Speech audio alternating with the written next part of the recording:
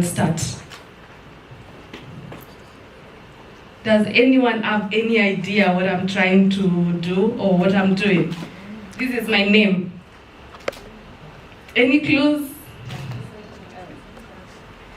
Yeah, it's sign language for sure, but I'm giving you a clue. Oh, I already said my name, so this clue should be simple.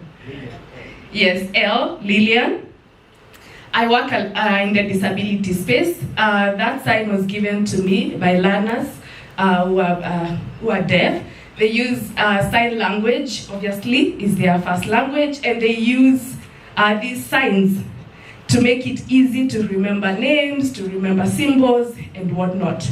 So in that regard, I would love to recognize any persons with disability in the room. Any? Thank you.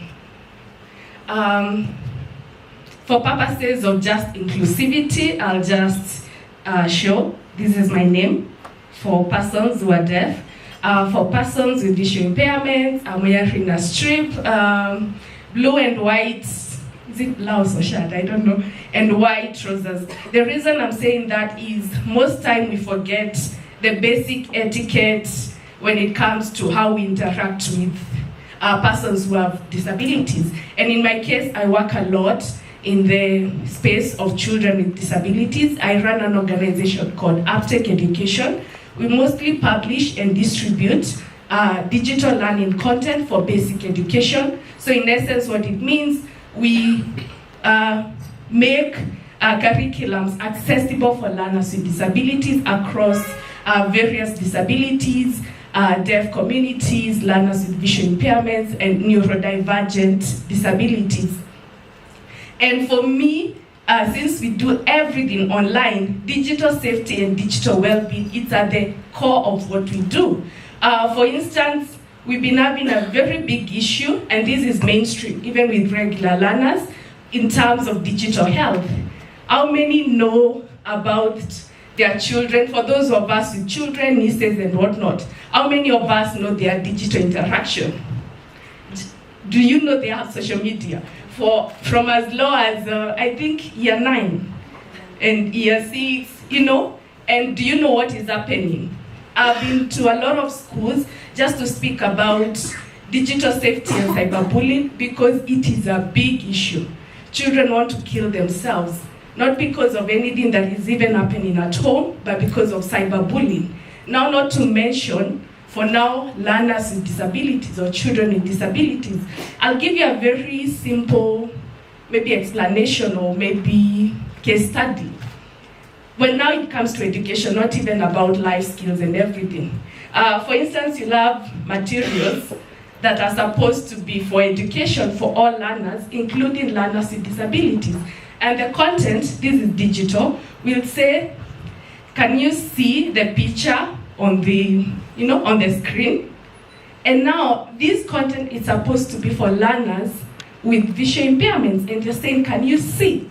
Now imagine this child is not able to see. So what are they feeling? Another would say, can you hear that sound? And a learner is deaf and they can't hear. So these are very small things to us, but it's a big concern for them when it comes to etiquette in terms of inclusivity. So now what we're trying to do is also advocate for inclusivity, especially on the digital platforms, on the digital content. For instance, how many of us in the organizations have websites, apps, any social media presence? Maybe by a show of hands. Websites.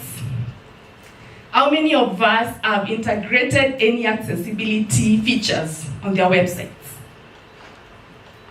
Which one, quickly? Dark modes or enlargement of fonts for those who cannot be able to see well. Yeah. We live in a society whereby now for persons with disabilities, it's as if they live in their own world and we live in our own world. Now for adults, it's difficult. You can imagine for children, most of the platforms that they are supposed to access learning, they are not accessible. For instance, he mentioned just a few accessibility features. Dark mode, increasing the screen size, maybe screen readers, and these are not even very techy. There are so many plugins and softwares that you can embed on your platform to make these platforms accessible and inclusive for persons with disabilities. Those are just some of the basics that I mentioned. So for me, when we talk about digital wellness, it has to do about the physical well-being, emotional well-being, and now the education aspect.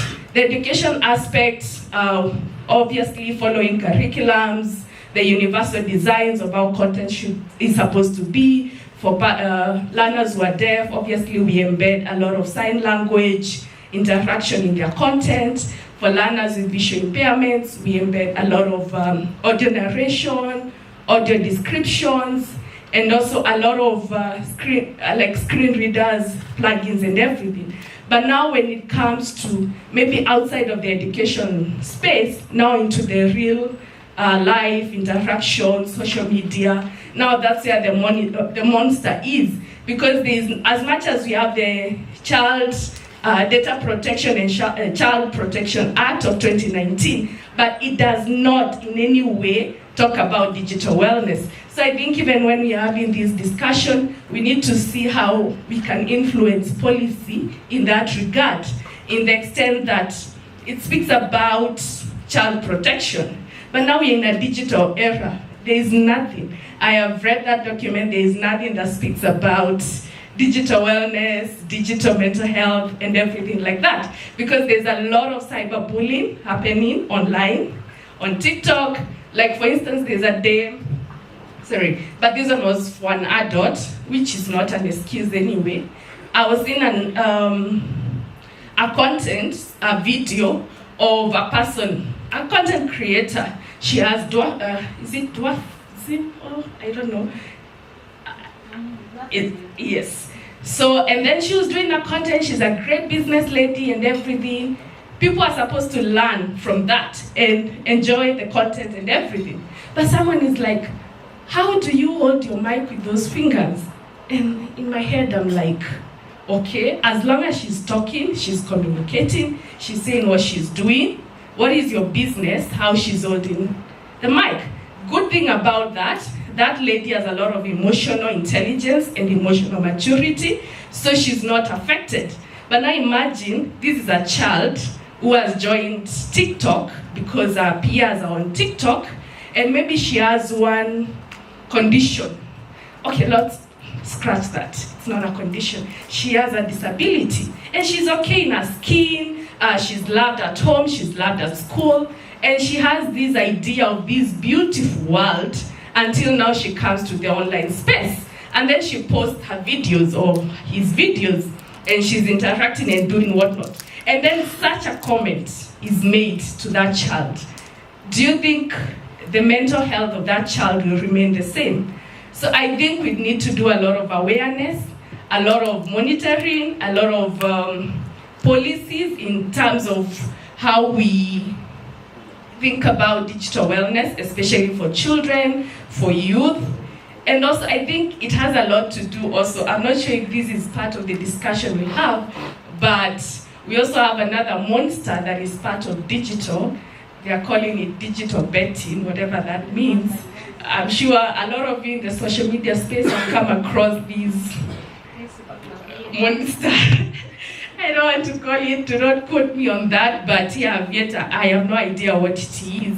But apparently it's a big issue, especially in the online space. So someone would say, I put 100, it came 1,000, you and your pocket money, and then online addiction. So I think just to mention but a few of the interactions that I've had, but without saying too much, I would beg to now leave and also learn. Thank you so much. Another round of applause for her.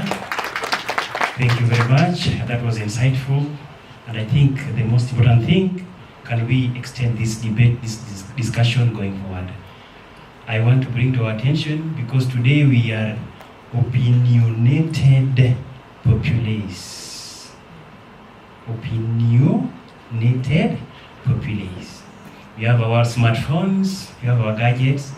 We'll allow you to start hashtag digital. Yes, do photos, we are allowed. Do briefs, you are allowed. Hashtag, yes, and you are actually agent of change. We start the discussion and let it grow like that, like that.